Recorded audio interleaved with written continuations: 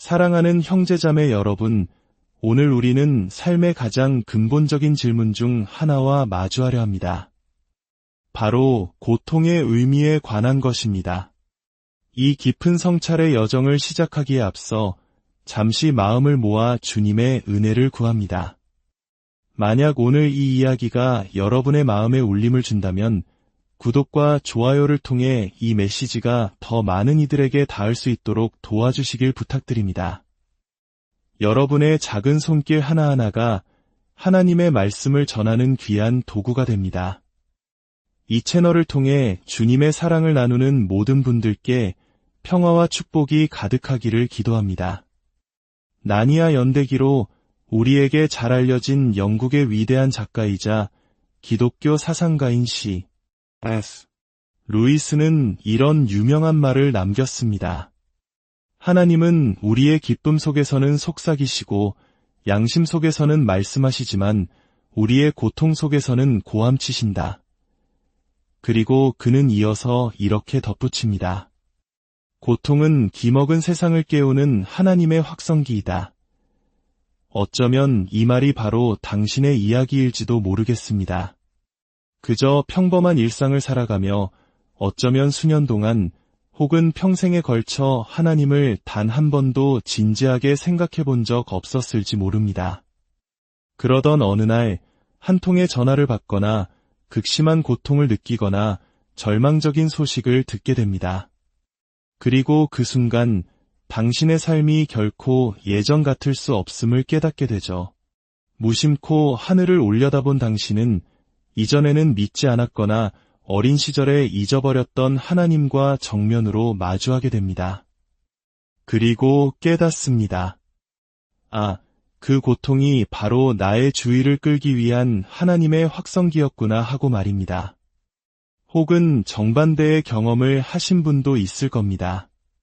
세상에 만연한 고통, 혹은 당신이 직접 겪은 끔찍한 괴로움 때문에 오히려 하나님을 의심하게 되고 결국 신앙을 잃어버리게 된 경우 말입니다. 참 흥미롭지 않습니까? 거의 동일한 고통을 겪고도 어떤 사람은 하나님께 더 가까이 나아가고 어떤 사람은 하나님에게서 등을 돌리게 된다는 사실이 말입니다. 오늘 우리는 바로 이 문제에 대해 깊이 이야기 나눠보고자 합니다. 혹시 짐 스톡데일이라는 이름을 들어보셨나요? 그는 미 해군 중장으로 베트남 전쟁 당시 하노이 힐튼이라 불리던 악명 높은 포로 수용소에 수감되었던 최고위급 장교였습니다. 그는 무려 8년이라는 세월을 포로로 지내며 20번이 넘는 고문을 당했습니다. 북베트남의 선전 영상에 출연하라는 요구를 거부하기 위해 스스로 면도칼로 자신의 얼굴을 망가뜨리기까지 한 강직한 군인이었습니다.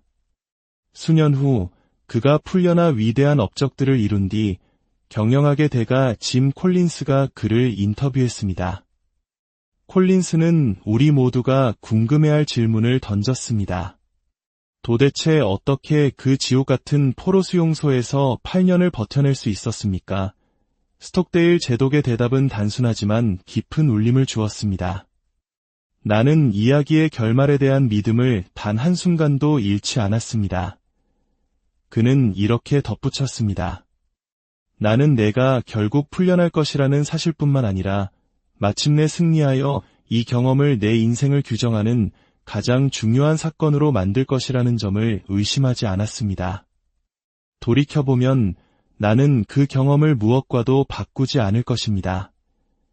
정말 놀라운 고백이지요. 그러자 짐 콜린스는 또 다른 질문을 던졌습니다.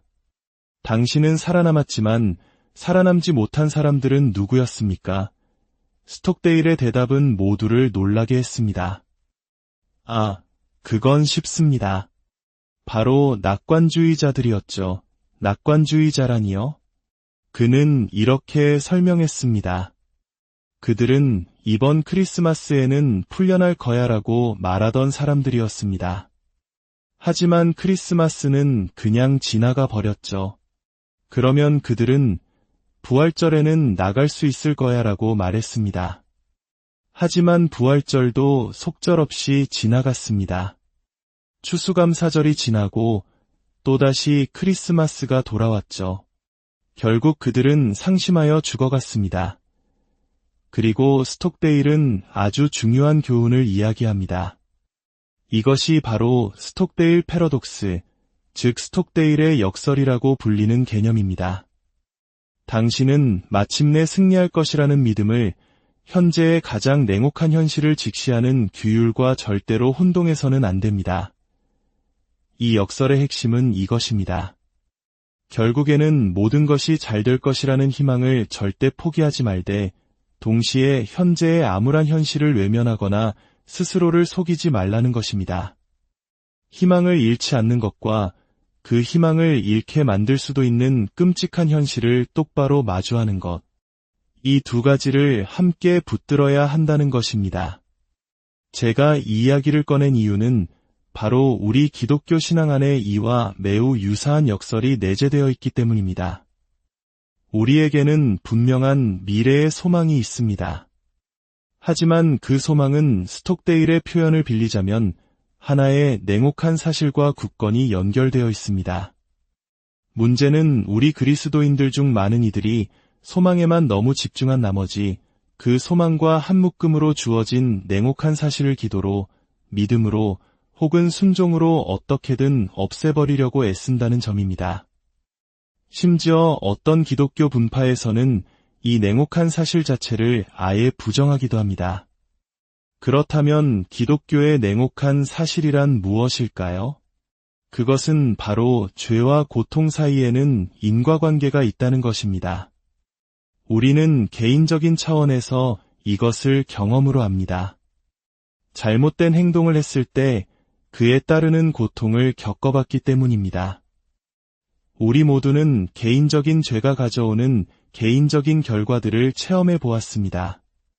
하지만 우리가 마음으로 받아들이기 힘들어하는 냉혹한 사실은 죄와 고통의 인과관계가 개인의 행동을 넘어선다는 점입니다. 이것은 전 지구적인 현실입니다. 죄가 세상에 들어왔을 때 죄는 슬픔과 죽음, 질병과 절망이 들어올 문을 활짝 열어주었습니다. 그것들은 죄의 뒤를 따라 몰래 세상에 스며들었습니다. 놀랍게도 예수님께서는 이 세계관, 이 냉혹한 사실을 당연한 전제로 받아들이셨습니다.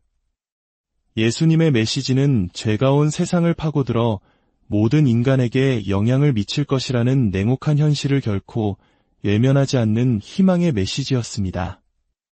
요한복음에 나오는 한 이야기가 좋은 예입니다. 예수님과 제자들이 길을 가다가 태어날 때부터 눈이 먼 사람을 보게 됩니다. 제자들이 예수님께 묻습니다. 랍비여, 이 사람이 맹인으로 난 것이 누구의 죄로 인함이니이까? 자기니이까? 그의 부모니이까? 제자들은 질병과 죄 사이에 관계가 있다는 것은 알았지만 그것이 1대1의 직접적인 관계라고 생각했습니다. 선한 사람에게는 좋은 일이, 죄인에게는 나쁜 일이 일어난다고 믿었던 것이죠. 그들은 죄와 고통, 죄와 슬픔, 죄와 죽음 사이에 있는 전 지구적인 연관성을 이해하지 못했습니다. 예수님께서는 이렇게 대답하십니다. 이 사람이나 그 부모의 죄로 인한 것이 아니라 그에게서 하나님이 하시는 일을 나타내고자 하심이라. 예수님의 말씀은 이 사람의 눈이 먼 것이 특정 개인의 죄 때문이 아니라 죄가 이 세상을 파괴하고 있기 때문이라는 의미입니다. 세상에 죄가 존재하기 때문에 질병이 생겨났고 이 사람이 보지 못하게 된 것입니다. 이것은 죄가 세상에 미치는 전 지구적인 결과였습니다. 그리고 예수님께서는 놀라운 말씀을 이어가십니다. 바로 이 비극을 통해, 즉 죄의 전 지구적 결과로 인해 발생한 이 맹인의 고통을 통해 하나님 아들인 내가 바로 그 죄의 결과들을 다스릴 권능이 있음을 보여주시겠다는 것입니다. 더 나아가 세상의 가장 근본적인 문제인 죄 자체에 대한 해결책이 바로 나 자신임을 증명하시겠다는 선언이었습니다. 예수님은 말씀하십니다. 내가 세상에 있는 동안에는 세상의 빛이로라. 그리고 그 맹인의 눈을 뜨게 하십니다. 이는 단지 한 사람을 치유하는 기적을 넘어 죄가 드리운 어둠을 이기는 빛이 세상에 왔음을 보여주는 강력한 증거였습니다. 또 다른 이야기가 있습니다. 예수님께서 한 집에서 가르치고 계실 때 몇몇 사람들이 중풍병에 걸린 친구를 데려왔습니다. 인파 때문에 안으로 들어갈 수 없자 그들은 지붕을 뚫고 친구를 예수님 발 앞에 내려놓습니다. 예수님께서는 그들의 믿음을 보시고는 아무도 예상치 못한 말씀을 하십니다. 작은 자야, 내 죄 사함을 받았느니라. 아마 지붕 위에 있던 친구들은 우리가 지붕에 구멍까지 낸 건 죄 사함을 받게 하려는 게 아니었는데라고 생각했을 겁니다. 예수님은 왜 이런 말씀을 하셨을까요? 예수님께서는 다시 한번 죄와 질병 사이의 근본적인 관계를 가리키고 계셨던 것입니다. 물론 이 사람의 개인적인 죄 때문이 아니라 세상에 존재하는 죄의 영향력 때문에 그가 병들었다는 사실을 말입니다. 당연히 그 자리에 있던 종교 지도자들은 신성모독이라며 분노했습니다. 하나님 한 분 외에 누가 능히 죄를 사하겠느냐? 예수님께서는 그들의 마음을 아시고 물으십니다. 중풍병자에게 내 죄 사함을 받았느니라 하는 말과 일어나 내 상을 가지고 걸어가라 하는 말 중에서 어느 것이 쉽겠느냐? 누구나 죄 사함을 받았다고 말할 수는 있습니다. 증명할 길이 없으니까요. 하지만 일어나 걸으라는 말은 즉시 증명됩니다. 예수님께서는 죄와 그 결과를 모두 다스릴 권능이 자신에게 있음을 보여주고자 하셨습니다. 그리고 선포하십니다. 그러나 인자가 땅에서 죄를 사하는 권세가 있는 줄을 너희로 알게 하려 하노라. 그리고 그 중풍병자에게 명령하십니다. 일어나 내 상을 가지고 집으로 가라. 그 사람이 일어나 걸어가자 모든 사람이 놀라 하나님께 영광을 돌렸습니다. 그들은 죄의 전 지구적인 결과보다 더 강력한 분이 그들 앞에 서 계심을 목격한 것입니다. 훗날 사도 바울은 로마서에서 이 개념을 신학적으로 명확하게 설명합니다. 그는 죄를 마치 하나의 독립된 실체처럼 인격체처럼 묘사합니다. 마치 우리가 눈으로 볼 수는 없지만 어디에나 존재하며 모든 것에 영향을 미치는 에너지나 정보처럼 말입니다. 바울은 이렇게 썼습니다. 그러므로 한 사람으로 말미암아 죄가 세상에 들어오고 죄로 말미암아 사망이 들어왔나니 이와 같이 모든 사람이 죄를 지었으므로 사망이 모든 사람에게 이르렀느니라. 죄가 세상에 들어오자마자 사망이 그 뒤를 바싹 따라 들어왔습니다. 그리고 그 죽음과 그 동맹군들, 즉 질병, 슬픔, 고통은 온 세상을 행진하며 그 누구도 피할 수 없게 되었습니다. 당신은 기도로 그것을 없앨 수 없습니다. 믿음으로 없앨 수도 없고 순종으로 없앨 수도 없습니다. 이것이 바로 냉혹한 사실입니다. 만약 당신이 그리스도 안에서의 소망을 이 냉혹한 사실과 분리시킨다면 당신의 믿음은 언젠가 위기에 처할 위험이 있습니다.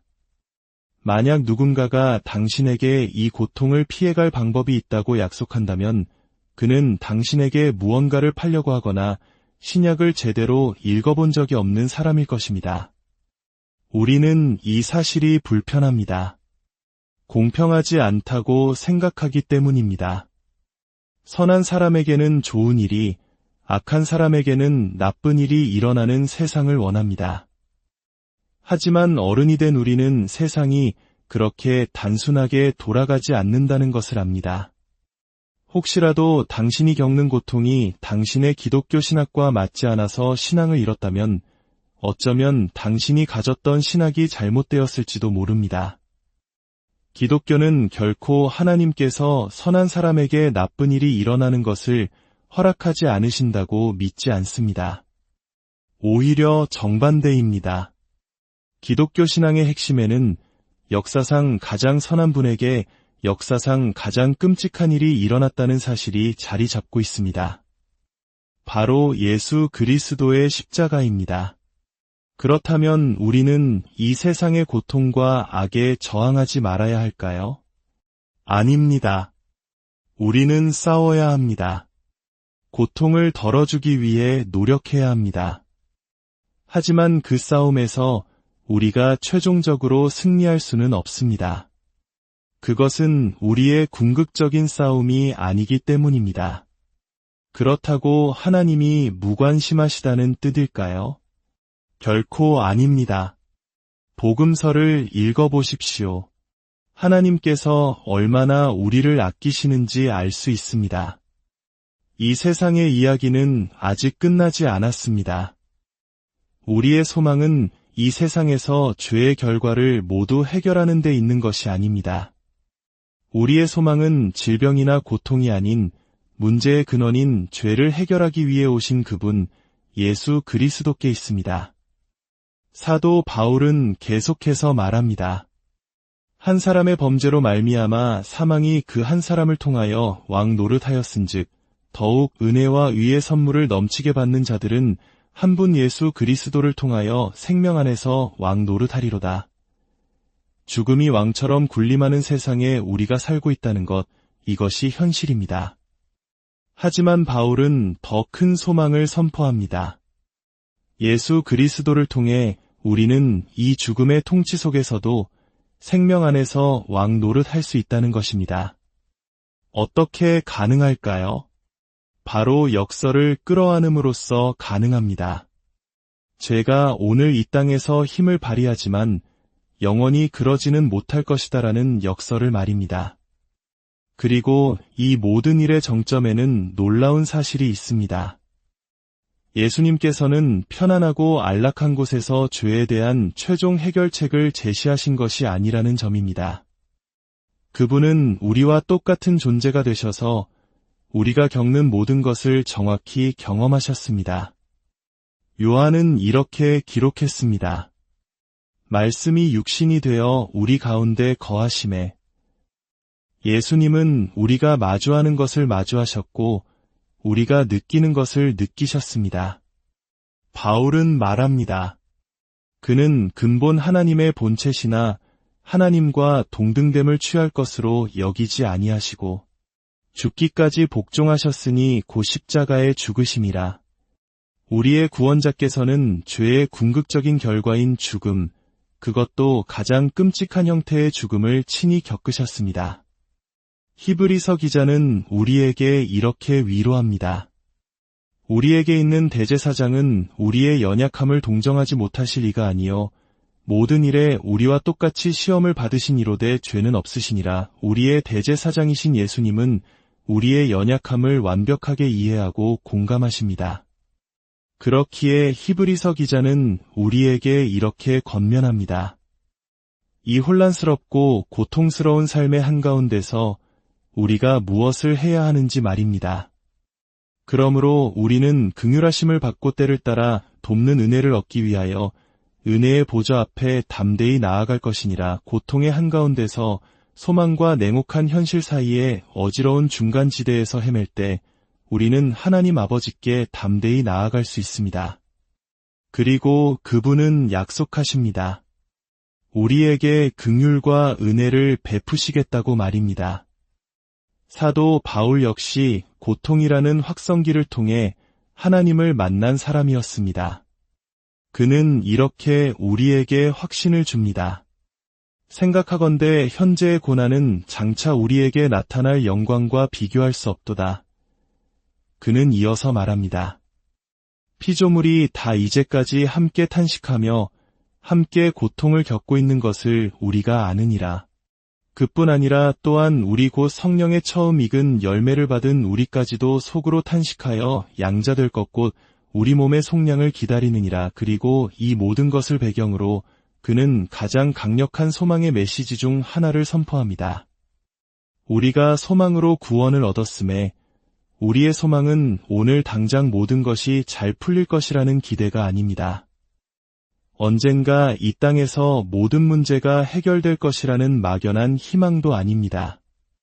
우리의 소망은 예수님께서 우리의 죄를 위해 죽으셨을 뿐만 아니라 죄의 전 지구적인 결과들을 다스릴 권능이 있으심을 증명하셨다는 궁극적인 진리에 있습니다. 우리는 그 소망과 냉혹한 현실 사이의 긴장감 속에서 살아갑니다. 하나님께서 이 고통을 일으키셨습니까? 아닙니다. 하지만 하나님께서 이 고통을 사용하실까요? 물론입니다. 그분은 이 고통을 잠든 세상을 깨우는 경종으로 사용하셔서 우리가 하늘을 바라보게 하고 잃어버렸던 소망을 되찾거나 처음으로 발견하게 하실 것입니다. 그리고 언젠가 마침내 그날이 오면 이 세상은 우리가 마땅히 되어야 한다고 알고 있는 바로 그 모습이 될 것입니다. 더 이상 죄도 슬픔도 죽음도 없는 세상이 될 것입니다. 하지만 아직은 아닙니다. 당신에게도 그리고 저에게도 말입니다. 다시 C.S. 루이스의 말로 돌아가 봅니다. 만일 내 안에서 이 세상의 어떤 경험으로도 만족될 수 없는 갈망을 발견한다면 가장 그럴듯한 설명은 내가 다른 세상을 위해 만들어졌다는 것이다. 스톡데일 제독의 말이 맞았습니다. 우리는 이야기의 결말에 대한 믿음을 결코 잃어서는 안 됩니다. 사랑하는 여러분, 지금 우리가 겪고 있는 이 현실이 결말이 아닙니다. 이것은 그저 혼란스럽고 어지러운 중간 과정일 뿐입니다.